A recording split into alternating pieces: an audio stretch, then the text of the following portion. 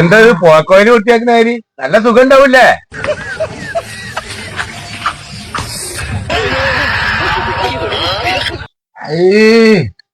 എന്താണ്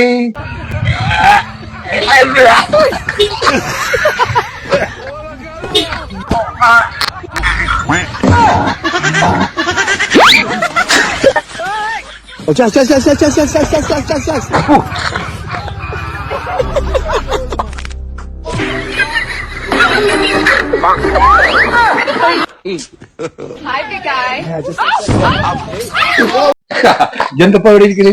ഞാൻ വെറുതെ ഇരുന്നതാ. എവിടുന്നാ അത് പറയണ്ട. ആ കള്ള കാക്ക എന്തൊക്കെ പണ്ടാറും തമിഴ്നാട് ഛർദിച്ച് മാനം കെട്ടിരുന്നു. കോട്ടലിലടക്കാ വന്നിരുന്നു.